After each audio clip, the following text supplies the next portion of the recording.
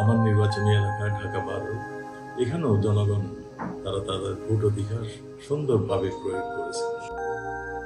সাবেক স্বরাষ্ট্রমন্ত্রী আসাদুজ্জামান খানের ছেলে সাফি মুদ্দাসির খান জ্যোতিকে গ্রেফতার করা হয়েছে। ঢাকার আশুলিয়া থানার একটি মামলায় তাকে গ্রেফতার করা হয়েছে। শুক্রবার রাতে রাজধানী থেকে তাকে গ্রেফতার করে ঢাকা জেলা পুলিশ। বিষয়টি গণমাধ্যমকে নিশ্চিত করেছেন ঢাকা জেলার এসপি আহমদ মঈদ। শেখ হাসিনার পতনের পর তার সরকারের প্রভাবশালী মন্ত্রী ও এমপিদের একের পর এক দুর্নীতি সামনে আসছে।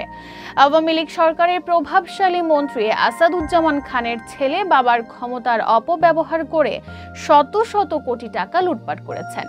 দুর্নীতিগ্রস্ত আসাদুজ্জামান খান কামাল ও তার ছেলে সাফি মুদ্দাসিরের লুটপাট হাসিনা সরকারের আমলে চরম পর্যায়ে পৌঁছায়, যার বড় উদাহরণ নির্বাচন কমিশনের অমোছনীয় কালি কেনার দুর্নীতির সঙ্গে তার নাম থাকায়।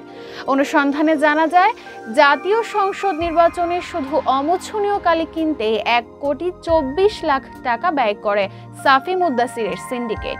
এছাড়া আরও 6 কোটি টাকার অমোছনীয় কালি কেনে নির্বাচন কমিশন, যার টেন্ডার বাগিয়ে নেয় সাফি ও নির্বাচন কমিশনের সচিব জাহাঙ্গীর আলমের আত্মীয়ের যৌথ সিন্ডিকেট।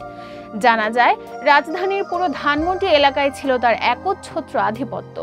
ধানমন্ডি এলাকা বিভিন্ন রেস্টুরেন্টের জন্য বিখ্যাত, আর এসব রেস্টুরেন্ট দেওয়ার জন্য সাফি মুদ্দাসিরকে দিতে হতো 1 থেকে 2 কোটি টাকা। টাকা দিলে কোনো রকম যাচাই বাছাই ছাড়াই মিলত লাইসেন্স, আর লাইসেন্স করতে বাবার প্রভাব খাটাতেন তিনি। শুধু তাই না, এসব রেস্টুরেন্ট থেকে যেসব চাঁদা নেওয়া হতো তাও এক হাতে সামলাতেন সাফি মুদ্দাসির। এছাড়া আইন শৃঙ্খলা বাহিনীতে যেসব নিয়োগ বাণিজ্য, টেন্ডার বাণিজ্য হতো তার মোটা অঙ্কের ভাগ পেতেন সাবেক স্বরাষ্ট্রমন্ত্রী আসাদুজ্জামান খান কামাল, আর এক হাতে এসব নিয়ন্ত্রণ করতেন স্বরাষ্ট্রমন্ত্রী এপিএস মনির।